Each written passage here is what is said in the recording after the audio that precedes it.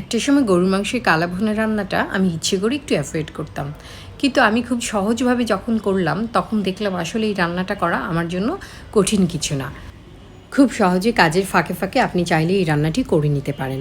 আমি এমনিতেই ঝামেলা এড়িয়ে সহজে ঝটপট কীভাবে রান্না করা যায় সেই টেকনিকটাই সবসময় খুঁজে খুঁজে বের করি। তো আজকে এই জন্য আমি 2 কেজি গরুর মাংস নিয়ে নিয়েছি। সাইজগুলো একটু বড় বড় আকৃতি করে নিলে ভালো হবে, এবং কিছুটা গরম মশলা দিয়ে দিয়েছি। তেজপাতা, দারুচিনি, লবঙ্গ, ছোটো এলাচ, বড় এলাচ আর স্টার মশলা, একটু জয়ফল, জয়ত্রী, নর্মাল যেগুলো মাংসে ব্যবহার করা হয় সেগুলোই। 1 কাপ পেঁয়াজ কুচি এবং 1 কাপ বেরেস্তা দিয়ে দিচ্ছি, আর সাথে 10-12টি গোলমরিচ দিয়ে দিলাম, এটা ভালো লাগবে। আদা রসুন বাটা 2 টেবিল চামচ, লাল মরিচ গুঁড়া 2 টেবিল চামচ, হলুদ আধা চা চামচ, ধনে গুঁড়া 1 চা চামচ, আর দারুচিনি গুঁড়া দিয়েছি 1/2 চা চামচ, জিরা 1 চা চামচ, লবণ এবং সয়া সস 2 টেবিল চামচ পরিমাণ দিয়ে দিচ্ছি। পেঁয়াজ বেরেস্তা আমার চ্যানেলে আছে, যেটা আমি করে সংরক্ষণ করে থাকি, আপনারা রেসিপিটি দেখে নিতে পারেন। 1/4 চা চামচ চিনি দিয়েছি, আর টমেটো সস দিয়েছি 2 থেকে 3 টেবিল চামচ পরিমাণ। আর সরিষার তেল দিয়ে দিলাম 1 কাপ পরিমাণ। চাইলে আপনারা বেরেস্তা ভাজার যে তেলটা ওটাও ব্যবহার করতে পারেন। এবার আমি উপর থেকে মশলাগুলো আগে ভালো করে মাখিয়ে নিয়েছি, যাতে করে পেঁয়াজটা কুচলে কুচলে ওখান থেকে একটা রস বেরিয়ে যায়। তারপর মাংসের সঙ্গে ভালো করে মাখিয়ে নিব। এবার আমি ভালো করে মাখানোর পর এটাকে ম্যারিনেট করে কিছুক্ষণের জন্য রেখে দিব। 1 থেকে 2 ঘন্টা ম্যারিনেট করলেই হবে। তারপর চুলার জালে সেটাকে রান্না করব।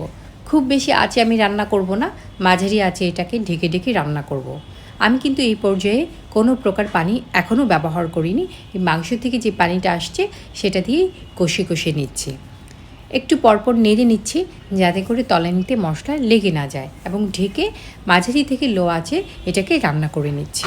আদা রসুন বাটা ডিপ ফ্রিজে কীভাবে নরম অবস্থায় আপনি রাখতে পারেন এবং চাইলেই সহজে ব্যবহার করতে পারেন, সেটার একটা ভিডিও আমার চ্যানেলে আছে। আমি এটা দিয়ে দিব লিঙ্ক, আশা করি আপনারা দেখে। ঝোলটা যখনই কমে আসবে তখন কিছুটা করে আমি গরম পানি দিয়ে দিব।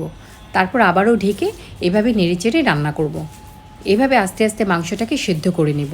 কখনোই একবারে অনেকটা ঝোল দেওয়া যাবে না, খুব অল্প অল্প করে দিতে হবে, এবং একই সাথে নেড়ে নেড়ে রান্না করতে হবে। মানে মশলাটা কখনোই যেন পুড়ে না যায়। মাংসটা একদম সিদ্ধ হয়ে গেছে। এ পর্যায়ে আমি একটা বাগার দিয়ে দিব। 1/4 কাপ সরষের তেলে আমি 1/2 কাপ পেঁয়াজ দিয়ে দিয়েছি। পেঁয়াজটা কিছুটা ভেজে নিয়ে আমি 4টা লাল মরিচ ভেজে নিচ্ছি। তারপর এই বাগারটা মাংসের মধ্যে দিয়ে একটু নেড়েচেড়ে ভালো করে ভেজে নিলেই কালো ভুনা তৈরি। আশা করি আজকে ভিডিওটি আপনাদের ভালো লেগেছে। ভিডিওটি ভালো লাগলে আমার চ্যানেলের সাথেই থাকবেন। আপনি এই কালো ভুনাটা অন্যান্য রান্নার পাশাপাশি রান্না করতে পারবেন। অ্যাট এ টাইম এটার মধ্যে থাকতে হয় না। আমি আসলে অন্যান্য কাজের ফাঁকে ফাঁকে এই রান্নাটা করেছি। আমার মনে হয় আপনি যদি এই রান্নাটা ট্রাই করেন, আপনার জন্য সময়ও যেমন বেঁচে যাবে এবং আপনার জন্য রান্নাটা বেশ সহজ হবে। খাবেন যখন ভালোটাই খান, রান্না হোক আয়ের মাধ্যম।